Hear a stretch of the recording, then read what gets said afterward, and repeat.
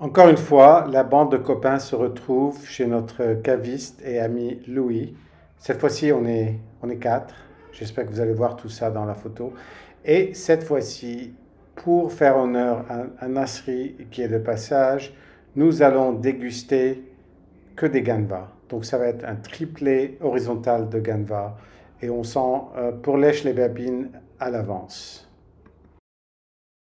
Donc nous nous sommes entendus sur trois cuvées de ce roi vraiment du Jura. D'abord un trousseau, parce que bien sûr, pour le Jura, il faut commencer par un trousseau.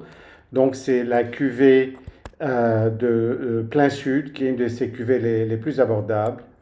Deuxièmement, en chardonnay, les chamois du paradis.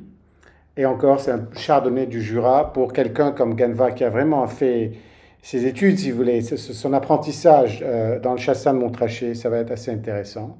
Et pour finir, bien sûr, il faut un savagnin, et donc ça va être un sous la roche, un savagnin fantastique de Ganva avec lequel on va finir. Et donc, comme vous remarquez, c'est quelque chose un peu d'intéressant au niveau chronologique. On commence par le rouge et puis on va finir par le plus grand des blancs.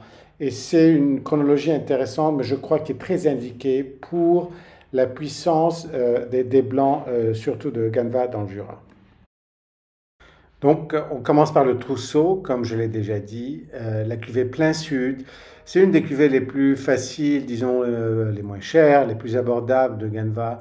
C'est le trousseau, qui est un vin rouge très spécifique quand même du côté de l'Est de la France et dans le Jura, certainement, et d'autres régions. Moi, comme je vous l'ai dit, enfin je ne l'ai peut-être pas dit, mais Ganva, je ne connais pas tellement. Donc, c'était vraiment une occasion pour moi d'apprendre énormément sur le vin, sur son style, sur les cuvées. Et j'avais bu avec lui il y a un an à peu près un trousseau le même. À l'époque, j'avais pas tellement aimé, c'était un peu bizarre, je trouvais que c'était un peu trop pétillant, un peu trop jeune. Mais là, on a tous vraiment apprécié et c'est peut-être une question d'expérience, disons. Donc la fraîcheur du vin, la couleur framboise que vous voyez dans le verre, cette espèce de tout petit peu d'effervescence qui passe très bien pour un vin en début de repas, disons, en début de soirée. Donc c'était vraiment le bon choix de le boire au début. Et c'est quand même tellement inhabituel que c'est quelque chose qu'on note et dont on se rappelle et qu'on a envie de recommencer. En second, donc, passe le chardonnay, les chamois du paradis. C'est un chardonnay de 2018, le trousseau était un 2020. C'est un chardonnay houillé pendant 3 ans en fût, donc les fûts sont pleins pendant ces 3 ans avant d'être mis en bouteille, sans collage, sans filtration, sans soufre, donc extrêmement naturel. Bon, vous regardez la robe est très claire, très pure, et il n'y a pas encore de sédiments, je crois que c'est plutôt, bon, à cause de l'âge qui était très jeune. Mais au nez, il faut vous dire qu'on a quand même eu un aspect un tout petit peu déplaisant au début, c'était une espèce d'oxydation, une espèce d'odeur de soufre, peut-être un peu les deux, un silex, mais un peu prononcé. Et peut-être que c'était une espèce de réduction qui s'est évaporée assez vite, parce que quand même finalement, c'est des vins qui n'ont aucun oxygène pendant très longtemps, et donc ça peut développer parfois ce genre d'effluve.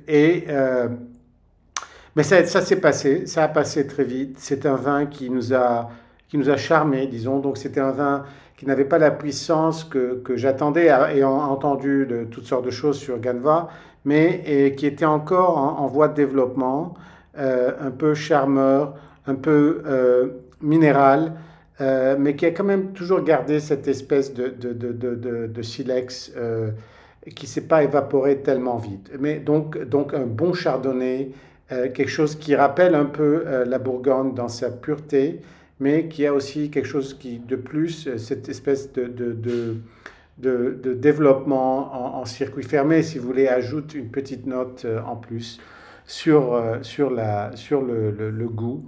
Et quand même, c'est quand même un peu d'alcool, 13,5%, c'est pas rien, mais ça passe très très bien.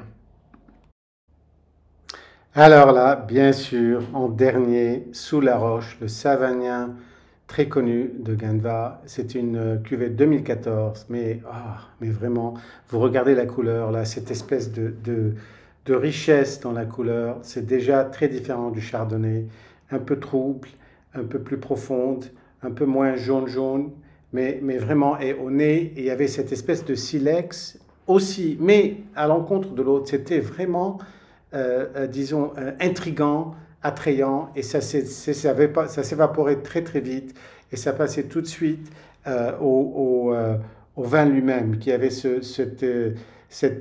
mélange de miel et de citron dans l'arôme, et une acidité qui quand même était assez perçante, et donc qui quand même portait le tout dans une arôme vraiment très très envoûtante, disons. Et puis en bouche, c'est vraiment c'est une puissance. Il y a un peu d'amertume en même temps. C'est d'une qu'est-ce que je dirais d'une épaisseur. C'est un peu de moelleux. C'est vraiment, bon, c'est quand même drôle à dire, mais c'est un vin qui, on en discutait ensemble, si c'était quelque chose dont on ne voyait pas la couleur, on aurait pu dire que c'était un vin rouge, à cause de cette puissance, de ces couches qu'il y avait sur le palais et de cette longueur en bouche qui n'en finissait pas. Vraiment une expérience pour moi que je ne vais pas oublier de sitôt, surtout quand, si de temps en temps on a goûté un des grands crus bourguignons à des prix énormément plus élevés, et on se rend compte que c'est un vin qui peut leur tenir tête très très facilement et même les dépasser, vraiment d'une finition, d'une harmonie extraordinaire. Donc comme vous le voyez là, c'est 2 ans sur les lits, tout ce qu'il y a de plus naturel, sans collage, sans filtration, mais vraiment un beau chef-d'œuvre. Malheureusement, toutes les choses, même les meilleures, ont une fin. Voilà une photo récapitulative qui vous montre un peu les différences de couleur, de profondeur, de robe. Une expérience extrêmement généreuse de la part de lui. Malheureusement, c'était sa dernière bouteille de Savagnin, donc on ne pourra pas en prendre. Mais c'est quelque chose qui m'a beaucoup appris, disons, étant un débutant de Ganva, et c'est quelque chose donc, que je vais devoir poursuivre.